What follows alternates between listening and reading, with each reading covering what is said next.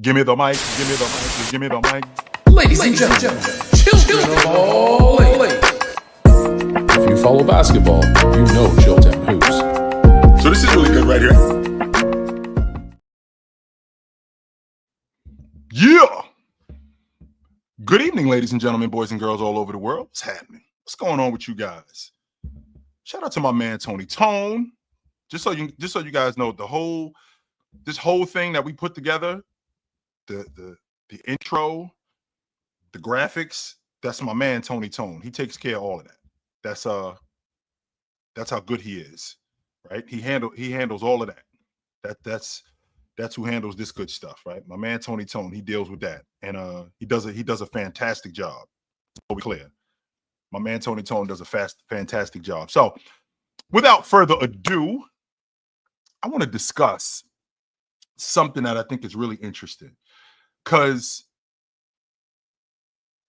I found throughout being in this basketball community, what up, Cam?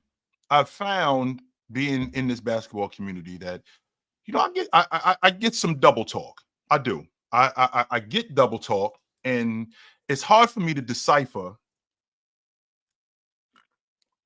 It's hard for me to decipher what's legit and what's not legit.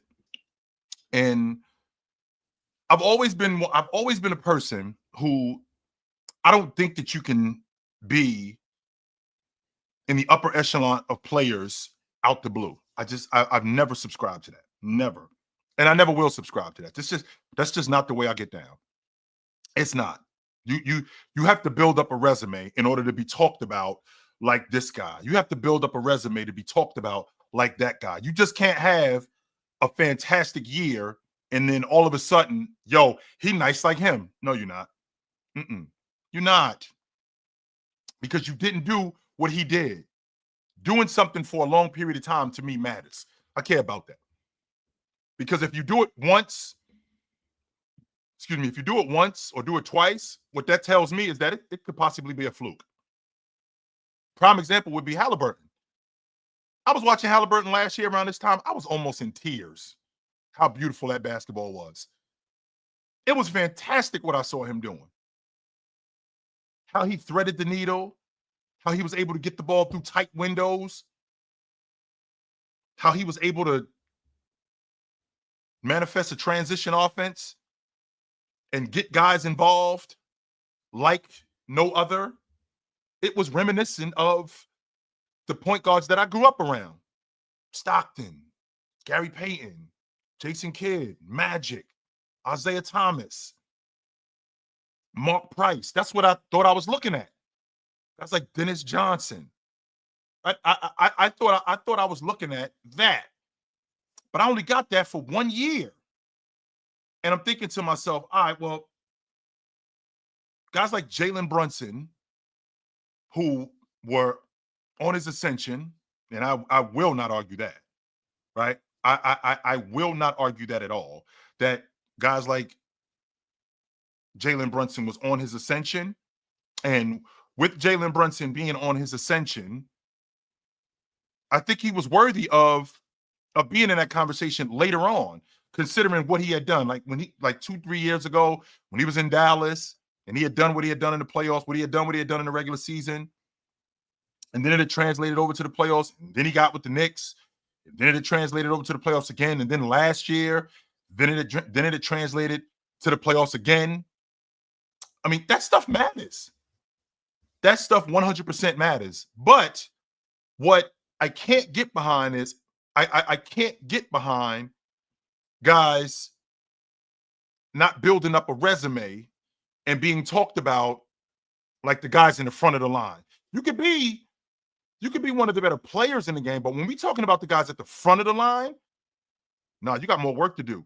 You 100% have more work to do. So when, you know, Jalen Brunson, the idea that he had jumped Damian Lillard last year, the idea that he had jumped Damian Lillard last year, I was like, I didn't love that.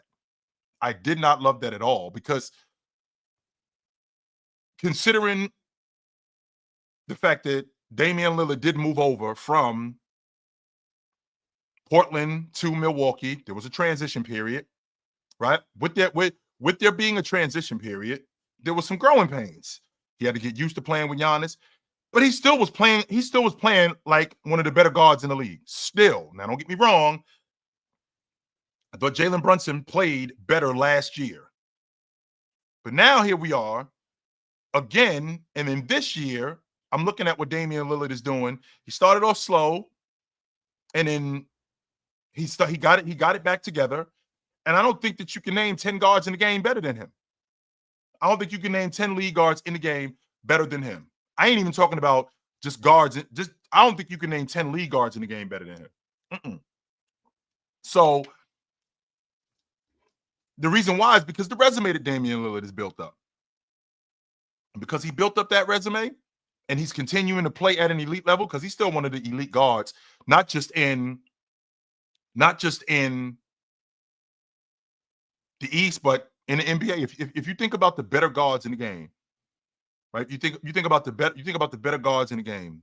Luka, Shea, Curry, Fox, Trae Young, Ja. Then you start to talk about you start to talk about guys like Damian Lillard, right? Then you start to talk about guys like Damian Lillard. So again, when you're talking about guys like Luka, and I ain't even thinking about overall guards, right? I ain't even talking about overall guards. I'm just talking about the league guard. Luka, SGA, Curry, Fox. Trae Young, Ja, Irv, Damian Lillard, LaMelo Ball, Halliburton, guys like that, right? Guys like that, right? Guys like that. That's where I have Damian Lillard. I still think at age 34 years old, he's still one of the top 10 league guards in the game. And when you talk about overall guards, like when you talk about Anthony Edwards and Devin Booker and Donovan Mitchell, right? You want to bring in guys like that. I think it gets a little trickier after that, because we got some younger guys, right? I feel like we got some younger guys now, and we got some guys that are playing really well. But with that being said, there are these guys whose resumes haven't really been built up like that. Like, I'm not putting Norman Powell ahead of Damian Lillard. I'm not. No, I'm not. I am not. As good as Norman Powell has been playing, 100% Norman. I got Norman Powell as I got him as the most improved player. That's what I got Norman Powell at the top of the list for most improved. That's where I have him at. But I don't put him ahead of Damian Lillard. No, I don't. I don't think he's the shot creator. I don't think he gets downhill like Damian Lillard. I don't think he gets into the teeth of the defense like Damian Lillard. I don't think he's the bucket getter like Damian Lillard. I don't think he's the passer that Damian Lillard is. I think Donovan Mitchell is. I think he's better. I think Ant's more athletic. And then then when you talk about when you're talking about the new age version of guards like SGA, Ja, De'Aaron Fox, Trae Young, LaMelo Ball. When you're talking about guys like that, then now I feel like that's the future of the league, right? I feel like guys like that are the guys that Jalen Brunson also. And I don't think Jalen Brunson is the future of the league more. I take that back. I don't think Jalen Brunson is the future of the league more than I think he is right now. Right? I think guys like Luka, I think Luka's right now. Ja showed up. I think guys like Anthony Edwards. I think Anthony Edwards is the future of the league. A guy that's I think he's in year 4. I think he's the future of the NBA. LaMelo Ball is the future of the NBA. Guys like that, guards like that. RJ Barrett, who none of you dudes really talk about RJ Barrett like that. I've always been an RJ Barrett fan. But I feel like the younger I feel like the younger guards, Ja, Jalen Brown, I mean Jalen Brunson, Ja, Jalen Brunson, SGA. I think that those guys are the now guys. I mean, SGA, he in the same year as Jason Tatum, the same year, and with him being with him being in the same draft class as Jason Tatum, he's the now guy. He's in year 8. We're coming up on a decade with him. That's happening. Like he's not one of the younger guys. He's one of the now guys. Curry's one of the older guys. Curry's on his way out.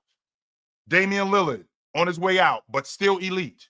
Chris Paul, I think Chris Paul is good for when he plays. Right? I think Chris Paul is good for when he plays, but I'm not buying. I'm not buying Chris Paul is still elite. He's not. Not at 39. Guys like Maxey, Cade Cunningham, LaMelo Ball, Ja, guys like that, right? Guys like that, and he's not. Mosa, just so you know, he showed up the same year. I'm sorry, he showed up the year after Jason Tatum. I think he showed up in 18. He wasn't in that 17 draft. I think he was in the 18 draft. So he's in year 7. Jason Tatum is in year 8. So they're right next to each other. But I still think he's a now guy. I don't think that he's a I don't think that he's a I don't think he's one of the younger guys. When we talk about the younger guys, I'm thinking like Cade, I'm thinking about Maxey, I'm thinking about LaMelo Ball, Maxey, Cade, LaMelo Ball. I'm thinking about young guys like that. Trae Young. Well, I can't say Trae Young because he's in the same space as Luka. He's in the same space as Luka.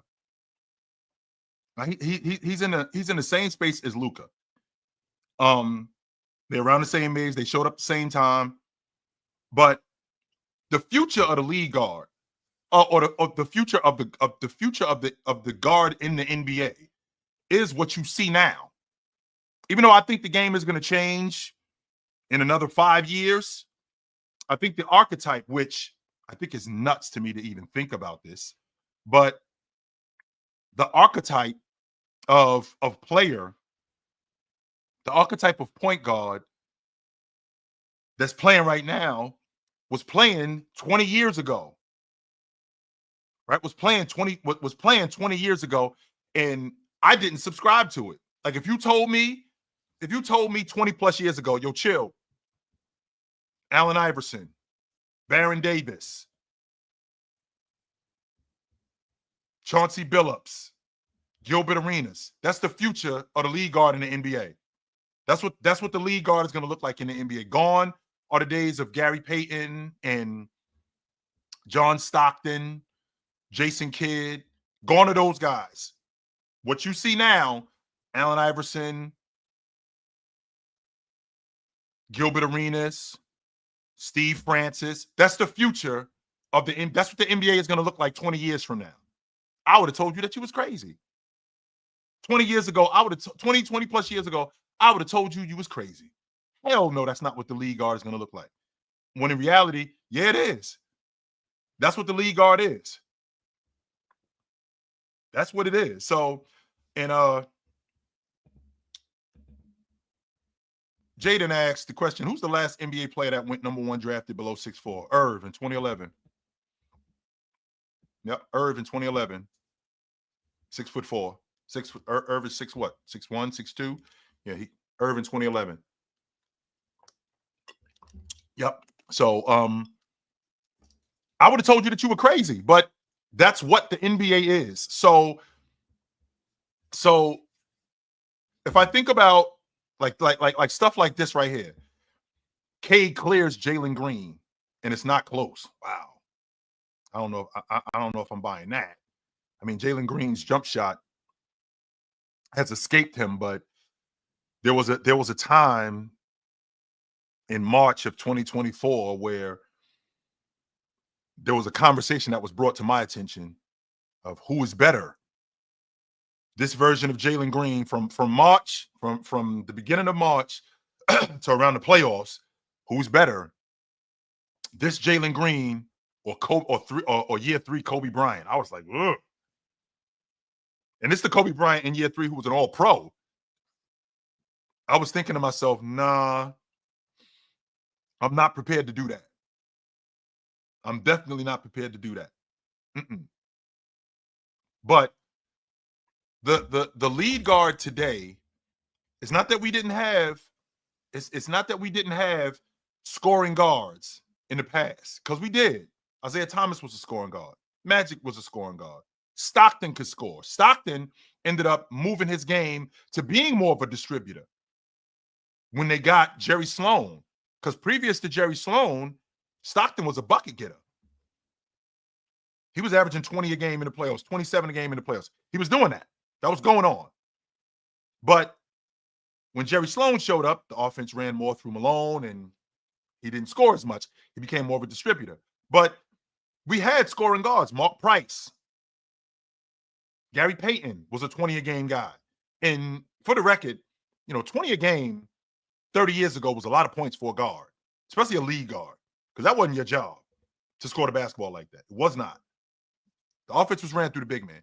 But that's neither here nor there. In today's game, the scoring guard, I think he's more advanced. I think with his skill set, I think he's more treasured off the strength that we live in such a polarizing world. Like, see where we are right now, where you can see anything and everything like that. So the more you get to see of guys, the more, one, you can appreciate them, but two, which is a bad thing, you can dissect their games. And when I think about guys like Damian Lillard, who are still awesome today, Damian Lillard is still an elite guard.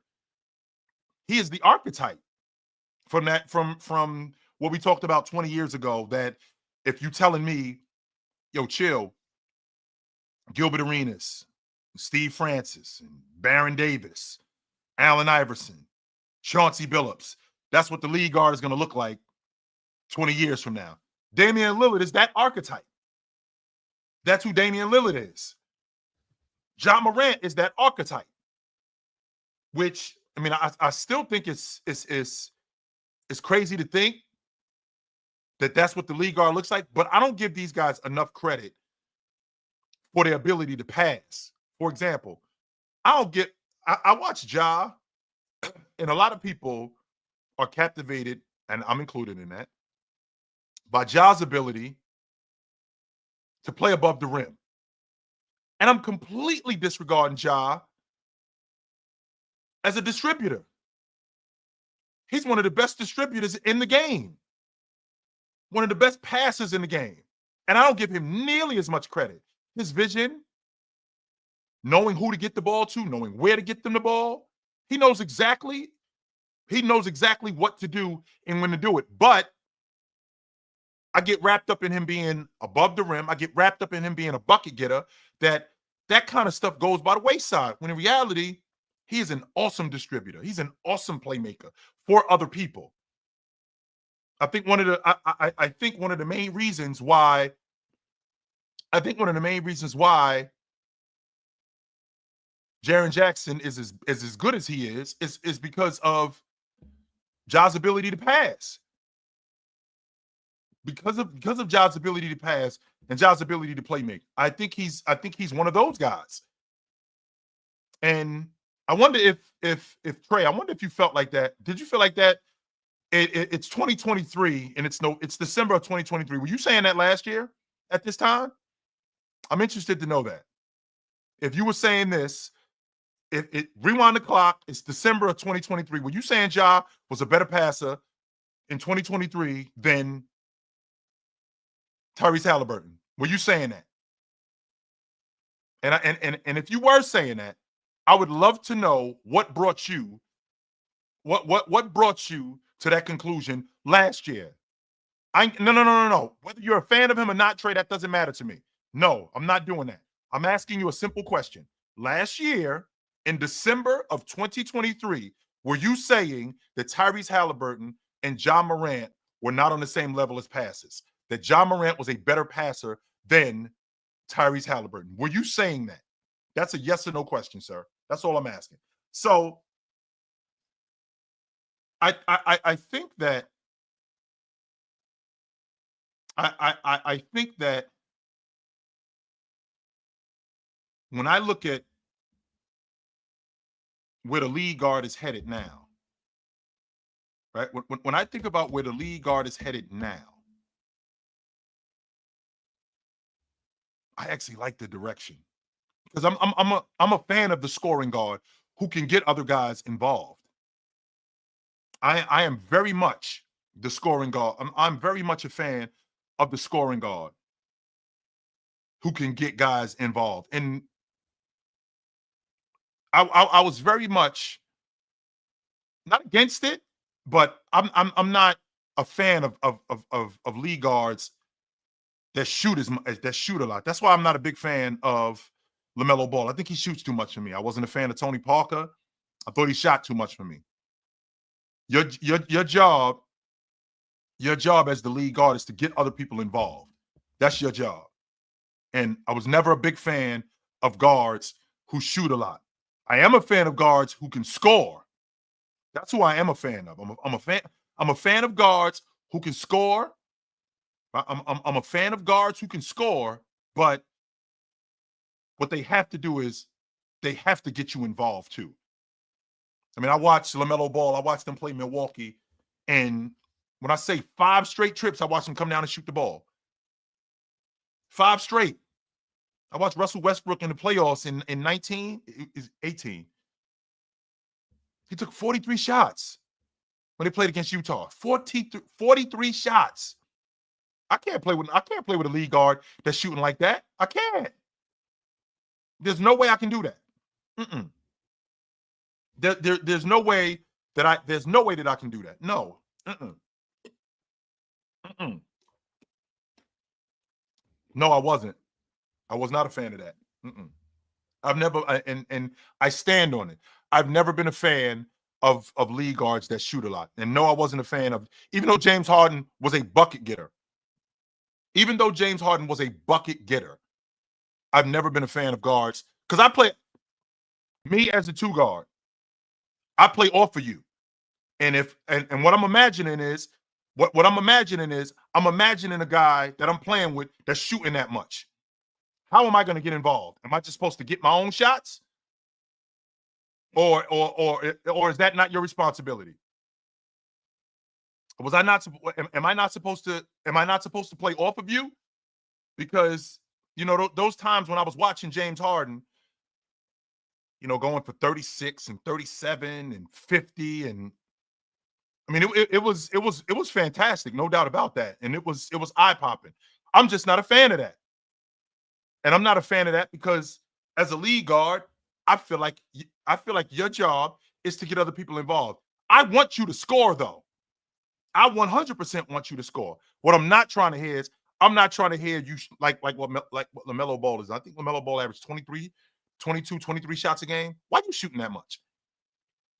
Why are you shooting that much at the lead guard spot? I don't get that. I 100% want you to score. Yes, I do. But I don't think that you should have to shoot that much in order to be effective. You shouldn't. Because how are other people supposed to get involved when you shooting 23, 24 shots a game? How? How are we supposed to get involved when you doing all of that? We're not. We're not doing that. We're not. And I think I think that's setting us up for failure when you shoot as much as you do. When you shoot as much as you do, I 100% think that sets us up for failure. But that doesn't mean that, James Harden isn't great. That doesn't mean that doesn't mean that not just James Harden, but Damian Lillard wasn't great. Kyrie Irving, when he was playing off of LeBron James, who I thought that was dope. that James did that, where he made it clear that I'm gonna play off you. I'm gonna slide over to the lead guard spot and I'm gonna let you get busy. Um, I appreciate that kind of stuff. However, in today's game with the way the lead guard is, I'm just not a fan of lead guards that shoot that much. I ain't got a problem with you shooting the ball. I don't have a problem with you scoring. So Jalen Brunson is one of those guys who he could get a he can shoot a little much for me. Not all the time, not all the time, but there are times when he shoots a little much for me, and I'd like to see him scale it back a little bit. Now I feel like he's done that a little bit more this year because he's got a stretch big and Cat who can stretch the defense like he does, and with Cat stretching the defense like he does, I feel like that I feel like that makes I feel like that makes the Knicks so much better. And a quick side note for any of y'all, for any of you guys, I think that if you on any level here, or if you could get a word to Mikal Bridges, just let him know. I'd like to see him get back to being the defender first and then the scorer. He came to Brooklyn and that defense that he used to be able to play went out the window. That went right out the window when he did that. He came to Brooklyn and it just went away. And this was an elite defender when he was in Phoenix. In fact, that's who he was primarily. But that's neither here nor there. I like the direction that the lead guard is going. I think the future of the lead guard is Maxey, Cade, LaMelo, SGA. I think the future of the lead guard is that. I think the now of the lead guard is Luka, SGA, Curry, Trey, Fox, Damian Lillard, Ja. I think that's the now of the lead guard, and I like it. Now the off guard, right? Now the off guard. The off guard is the guy that I'm really concerned with because again, I know that the game today is the lead guard goes, and you go, but the lead guard goes more, and you kind of got to get in where you fit in with the lead guard. I know that that's the game today. I feel like that's a selfish way to play because I always felt like the two guard was when you're running in the backcourt with somebody, you need your two guard to be a bucket getter. You need that, which would explain why Donovan Mitchell is the bucket getter that he is. If Donovan Mitchell was not the bucket getter that he was, then Cleveland wouldn't be as good as they are. They would not be. But you also need for your lead guard to be a bucket getter. So we have to decide, right? So we have to decide who is going to be the primary bucket getter. That's what we have to decide. But we can't do that at the other guy's detriment. Like I can play off of if I'm Donovan Mitchell, if I'm let's see, I'm thinking about a guard. If I'm Darius Garland, if I'm playing off Donovan Mitchell's gonna be the bucket getter. I'm getting him off. But it's not gonna be to my detriment. I'm gonna get involved too, but I'm not gonna get involved forcing things. That's where the system comes in. Right? I'm gonna get involved. I feel like it's important that I get involved, not just within the system, but I feel like it's important that I get involved where it's conducive to winning. So if you at the lead guard spot, so if I'm running with Russell Westbrook and Russell Westbrook, if I'm running with Russell Westbrook and Russ shoots the ball 4 or 5 straight trips, if he doesn't have it going, I mean, how am I going to get involved in that? How can I get involved in that? But if he's got it going, you know what, Russ? Don't you worry about me. I'm gonna get involved. I will get involved. Don't you worry about me. Mm-mm. And that's also what lead guards do. So if I'm thinking about the lead guard today, guys like Damian Lillard. Damian Lillard is a bucket getter, but Damian Lillard will also get off the peel. He will also get you involved. 100% he will do that. And I like that about him. I like that Ja will get you involved. 100% he will. I got a super chat from my man Sports PSP. He said, "Chill. Should New Orleans trade or cut Zion?" Well, they're not cutting him. I can tell you that right now. Even though that contract is team friendly, I don't think they're going to cut him. But I'm out on Zion. I'm finished. Yeah, I'm good on Zion. Right? I'm straight on Zion, and I'm good from I'm good. I'm good with him being my franchise player. I'm good. I think we're in year 5. I think this is who he is. And I'm not wavering on. He actually came into camp this year in great shape. Came into camp in great shape.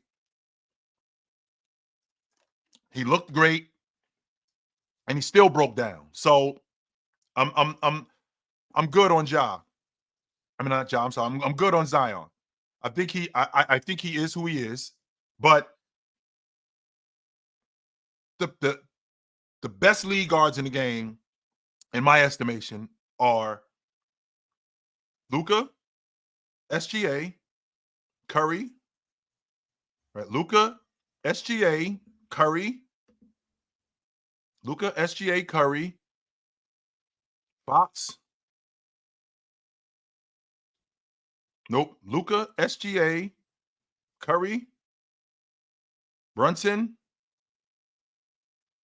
Fox, Young, Ja, Lillard, Ball. Then we can start talking about guys like Halliburton and Darius Garland, Cade Cunningham, Tyrese Maxey. Then we can start talking about those guys. Yes, I feel like we can start talking about them. But I still think Luka's the best lead guard in the game. But I think Shea is right there. I think Shea is right there off the strength of what he does on the other side of the ball. And at the two guard spot, I think Donovan Mitchell's the best two guard in the game. I think Devin Booker's next to him. I think it's Ant Edwards.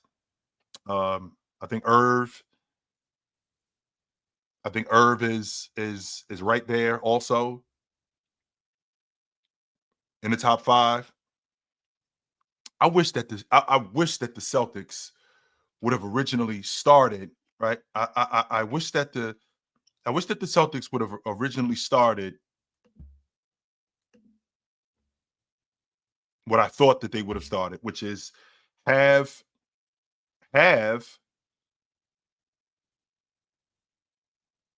Derek White come off the bench. And my original plan was Drew at the 1. My original plan was Drew at the 1, Jaylen Brown at the 2, Tatum at the 3, Harford at the 4, and KP at the 5, and Derek White being the best rotation player in the game. The best rotation player in the game, and it's not a question. And the best rotation player in the game. So excuse me. Those are the guys that I'm thinking about. So I would like to see. I'd like to see Luka give me more effort on the defensive end, though. I would love to see Luka give me more effort on the defensive end. And if he gave me more effort on the defensive end, I think it would be dope. I do. I think it would be fantastic if he gave me more. I think it would be fantastic if he gave me more effort on the defensive end, and it would work. But the problem is that I don't get that from him. Yeah, I don't get enough of that, but he's so good. It's kind of like what was going on with Magic. So when Magic was playing, Magic was so good as an offensive player. He was so good in transition. He was such a good passer. He was such a good playmaker. He was such a good scorer. Even though he did give me effort on defense, he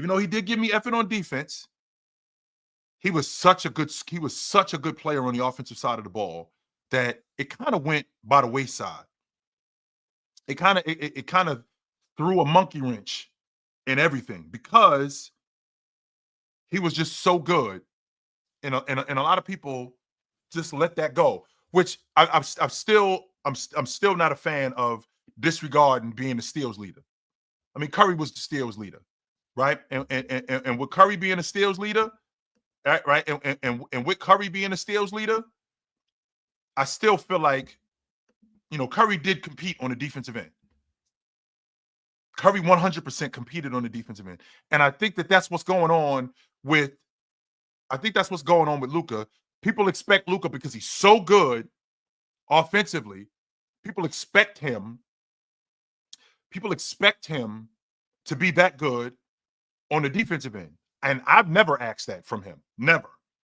I didn't ask for Drew Holiday. I didn't.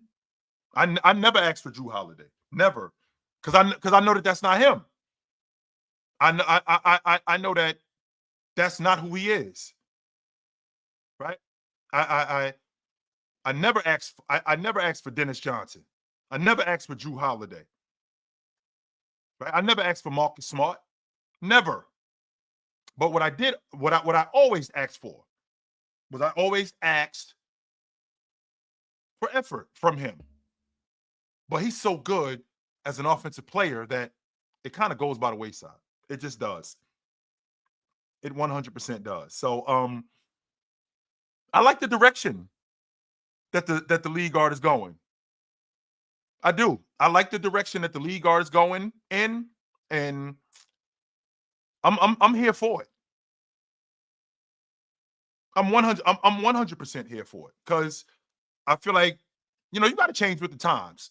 I know I have to. I can't even though I see the game a certain way.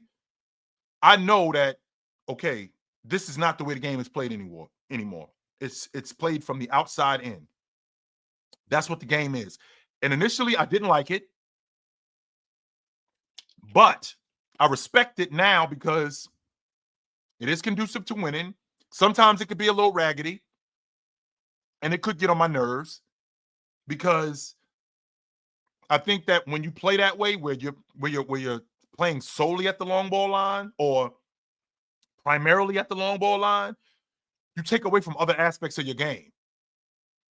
And when you take away from other aspects of your game, you limit yourself. Now you become a specialist. Because if all you're doing is shooting at the long ball line, like what else do you do? What else do you do? I thought Jason Tatum yesterday, up until the last 5 minutes of the game, I thought Jason Tatum, whenever he got switched on to Darius Garland, like he got him in the mid-range. That mid-range was working. The problem that we had last night, and this is the era that we live in, he goes to the basket instead of looking to finish, he's looking to get fouled instead of finishing the play. And if I get fouled, I get fouled. But I'm looking to score. And I feel like a lot of guards do that today. A lot of guards aren't looking to play through contact. They're looking to get hit and go to the free throw line instead of playing through contact. And if I get hit, I get hit. If I don't, keep playing. And a lot of these guards today, and a lot of these perimeter players today, won't really play that much through contact. They won't. So I see a lot. I see a lot of that going on, and that could be bothersome. It 100% that could be bothersome for me. But for the most part, I do like the direction of the guards in the game. I like the athleticism.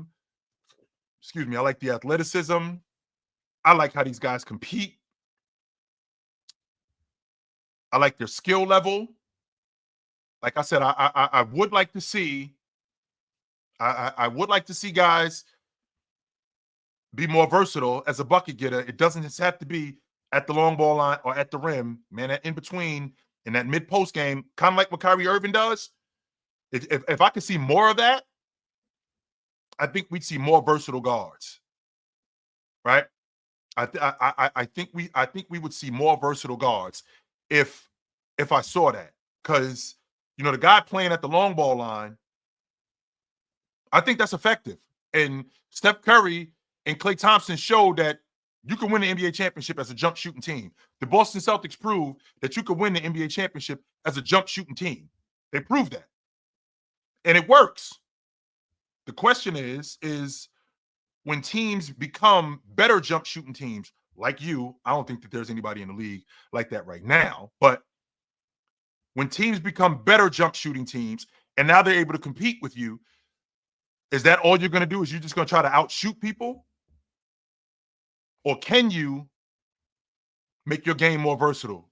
Like what I saw Jason Tatum doing yesterday before he went the other way in the last 4 minutes of the game, where he was playing in the mid-range, where he was playing in the mid-post.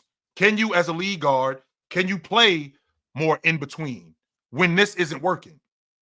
Not to say that playing at the long ball line thing doesn't work, because it does work. 100% it works. Kyrie Irving is one of the better long ball shooters in the game. Steph Curry, one of the better long ball shooters in the game. Trae Young, a little inefficient. De'Aaron Fox, definitely inefficient. But those guys get downhill. Those guys 100% could get downhill and get to the rim.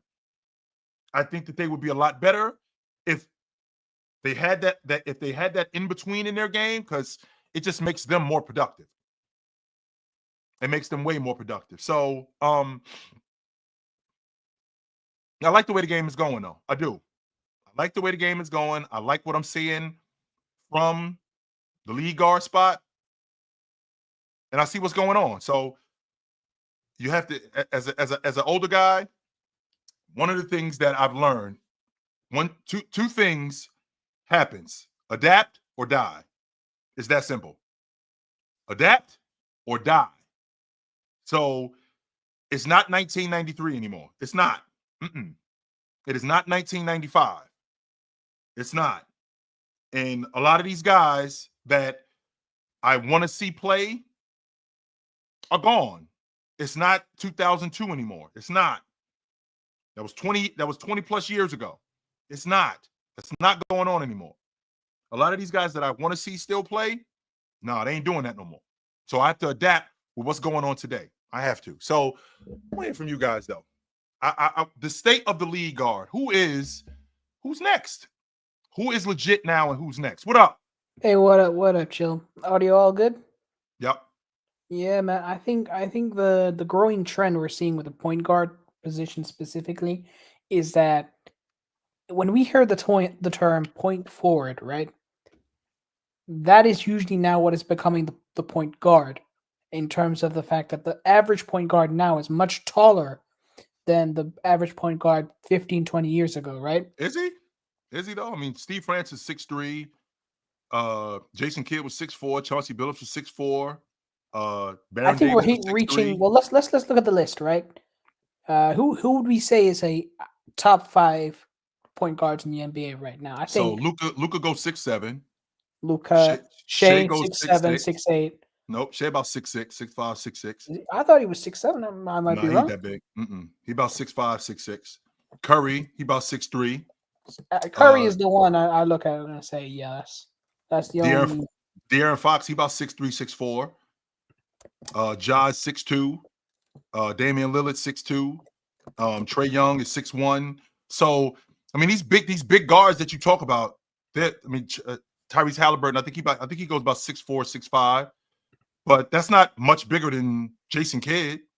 That's Right. around Jason Kidd's size. So Maybe it's the primary ball handler, right? The guy that handles the rock now is a lot more different than it used to be before. That might be why I'm getting confused, right?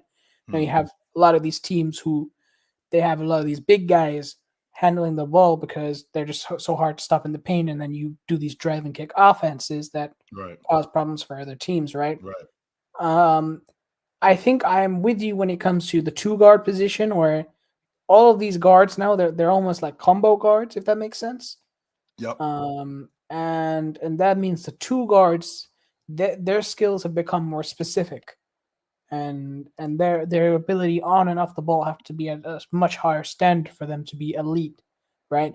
I like if we were to say what is the biggest gap between the top positions in the NBA, right? And if we looked at center power, it's a positionless game right now. But if we looked at center, power forward, small forward, shooting guard, point guard, I would argue that small forward has the deepest amount of players, right? The small forward. That's what the Yeah. NBA is built around today. It's the Right. 6'8", the 6'10" wing Absolutely. guy. That's what the NBA is built primarily Absolutely. on today. Could we say that after that it's probably the point guard that has the most depth around Yes. the position? Yes. Because that's where I'm at with it, chill.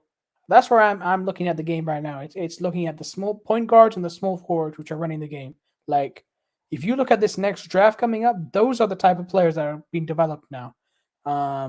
You look at the guy like Dylan Harper from Rutgers, and you see what that kid from Real Madrid is doing.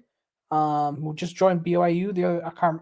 He's Russian. I don't remember his name very well. I don't want to mispronounce it. I believe it's Right. Igor Demin.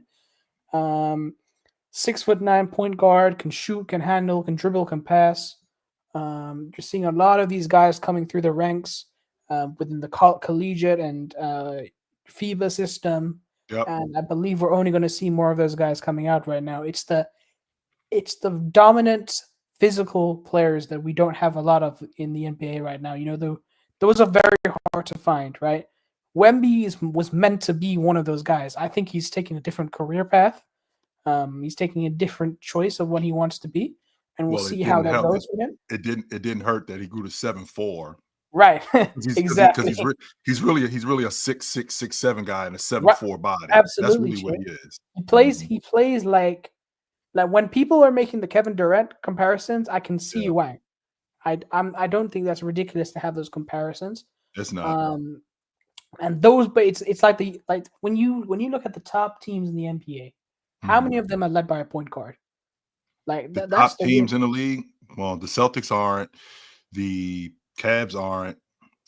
Oklahoma City is. Right. Houston is not, because Van Fleet is They not. might.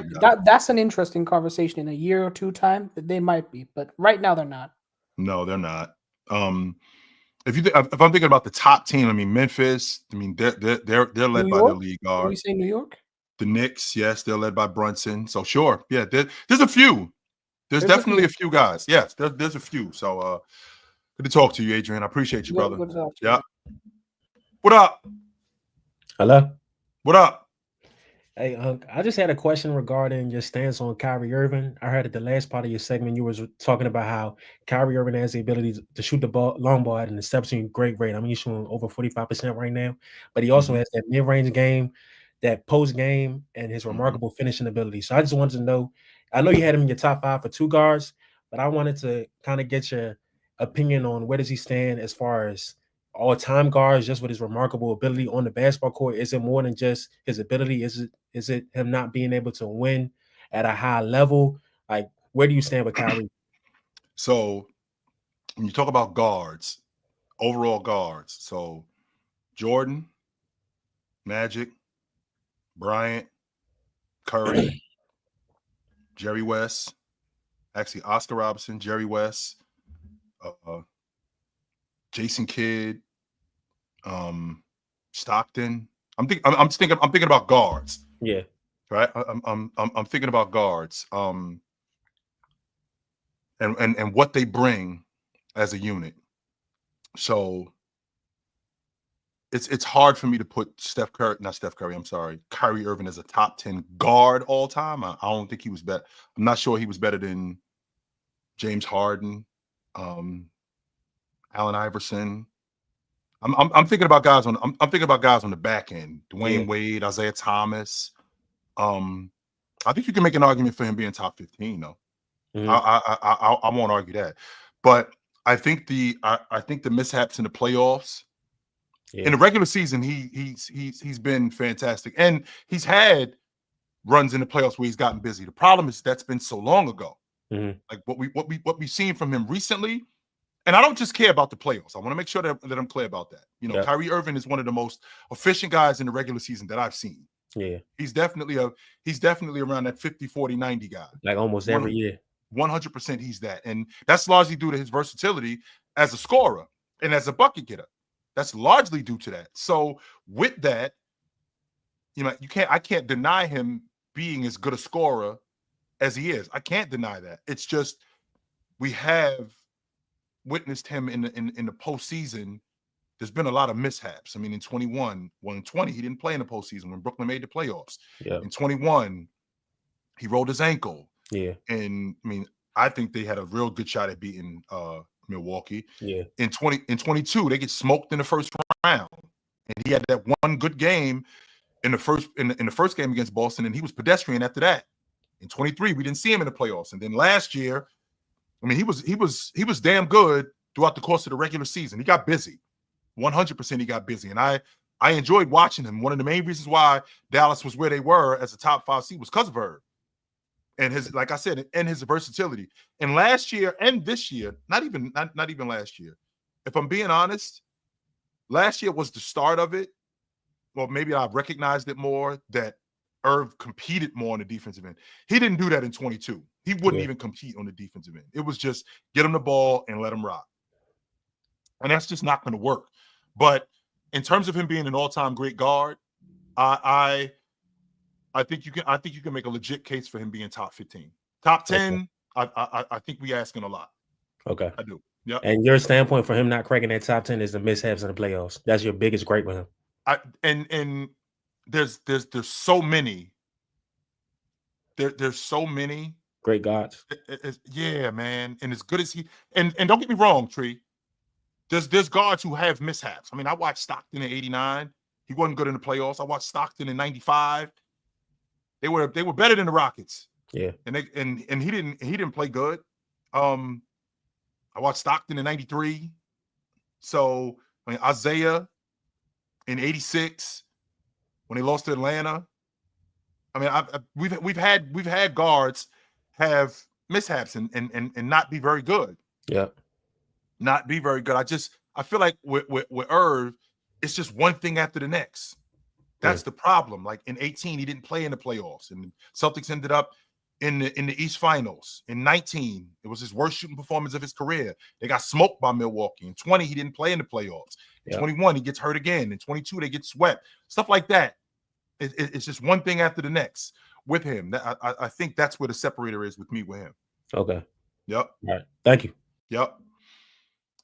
But I don't want to take away from who Kyrie Irving is. As a ball handler, the best ball handler that I've ever seen. I thought it was Kenny Anderson, but it's Kyrie Irving.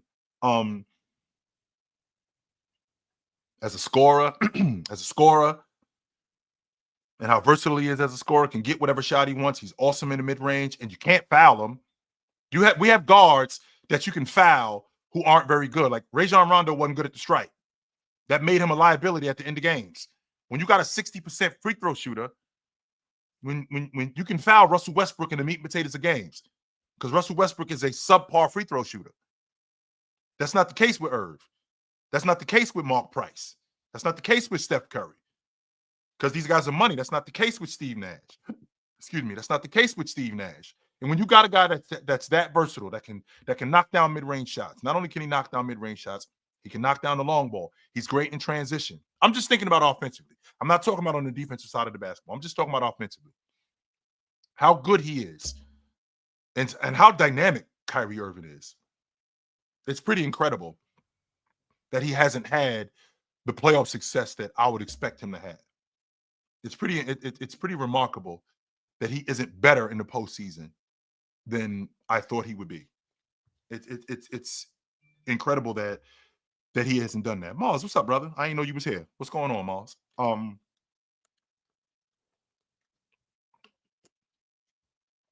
That is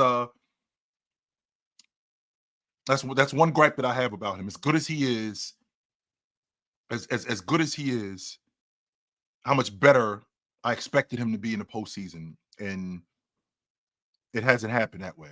And don't get me wrong, you can't dictate injuries. Like, you can't do that. That's the same logic with Joel Embiid. But I just like the state of the I like the state of the guard, even though I'm a little bit partial to the big man because quietly I'm really like 6'10. you know how you see, how you hear a chick say in reality, I'm really a fat chick. Like the chick that's like a size 8, with the hourglass figure. She like, I'm really a fat chick in real life. Like, quietly, I'm a fat chick. I'm the chick at the buffet. That's me. Well, that's me in reality. I'm really a 6'11" guy. I love those guys. That's who I gravitate toward. I'm more partial to the 6'10", the 7 foot, the big man. That's who I always aspired to be. I just never grew to 6'10". So I didn't play like that. I'm more partial to the big guy. I feel like the big guy affected the game more. However, a guy like Kyrie Irving, guards like Russell Westbrook, Damian Lillard, I think these are the guys that are going to be the example. I mean, I saw a post not too long ago where Cam Thomas talked about guys modeling their games after James Harden more than Steph Curry. And that's primarily because James Harden is more of a one-on-one guy. And that's who players gravitate toward. They gravitate toward more of the flash. See, Curry wasn't the one-on-one guy. Curry was the guy who operated within the system. And because Curry operated within the system and he was as productive as he was, it looked good and it was conducive to winning. But when I see what James Harden does when he's throwing the ball between his legs 4 or 5 times and he's crossing you over left to right, step back, crack a 22-footer on you, or he's getting downhill and getting to the rim, and he's left-handed too. So I mean that makes it even worse. That makes it even worse. But how much better he was at those things, and how much being a one-on-one player, Cam Thomas and all of these young guys gravitated toward that. It makes sense because that's what I mean. I was like that when I was coming up with Jordan. Jordan was more of a one-on-one player. As much as I dug Joe Dumars, who, just so you guys know, I didn't dislike the Bad Boy Pistons. And excuse my language, but fuck Isaiah Thomas, fuck Bill Laimbeer, fuck Mark Aguirre, fuck Dennis Rodman, fuck Benny Johnson. I couldn't stand those guys. The only reason why I watched the Bad Boy Pistons was because of Joe Dumars. He was the only reason why I watched them. I loved me some Joe Dumars. I did. I was not a fan of none of those other dudes. It was Joe Dumars was why I was watching those guys. But I gravitated toward Jordan more because the same reason why Cam Thomas gravitated toward James Harden, because of how good he was as a one-on-one player. I gravitated more toward Joe Dumars. We're around the same size. I liked the way he defended. I liked the one-on-one player that he was. I like how he was able to get his shot off on anybody. And I liked the complete guard that he was. So I gravitated more toward him. I couldn't stand the rest of them dudes. I couldn't stand them. Me watching the Bad Boy Pistons and me gravitating toward Joe Dumars is you going to the family reunion. You hate everybody there, but that one cousin that you love, you know he gonna be there. That's why you're going. That one cousin that you know for a fact they're gonna be there. That's the only reason why you're going. If it wasn't for this cousin, there's no way you go to this family reunion. That's how I felt about the Bad Boy Pistons. The only reason why I watched them was because of Joe D.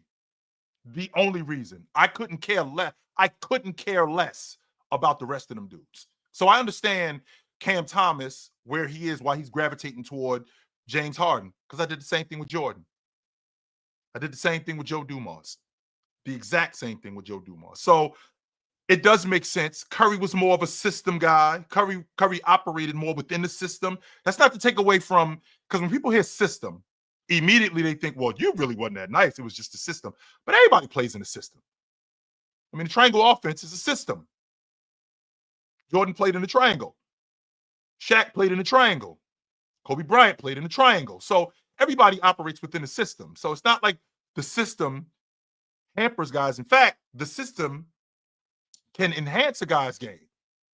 So that's not to say that because Steph Curry played within the system that lessens him, because it didn't. In fact, I feel like it enhanced his game. A lot of ball movement, a lot of action. I feel like that enhanced who Steph Curry is. But I understand Cam Thomas looking at James Harden and looking at his game. It does make a lot of sense, 100%. So, well, guys, it's about that time for me. I got to bounce. It was good to see you tonight. You know where to find me. You know where to find me at. If I'm not here, I'm on the panel from 11 to 2 on the Players Choice Network. If I'm not there, weeknights, this is where I am. On Tuesday nights, I'm right here on the Sports Fluent Network show. On the Sports Fluent Network, me and my man Tony Tone, we do it at 8 o'clock every Tuesday. If I'm not there, I'm here Wednesday, Thursday, Friday. A couple of those nights, I'm there. I'm here. And if you can't catch me here, on Saturday at 12 o'clock, me and my man Big Ox, we do it on the Players Choice Network called Chill with Chill. So I'm not hard to find, guys. It's good to see you. I will see you soon. But until then, put on a suit, drink water, don't drink and drive. Hey, man, call your mother. When last time you talked to your mother? Call your mother. I will talk to you guys soon. But until then, take it light, but take it. Absolutely, man. It was good to see you guys tonight, no doubt. Ladies and gentlemen, children of all ages. If you follow basketball, you know Chilltown Hoops. So this is really good right here.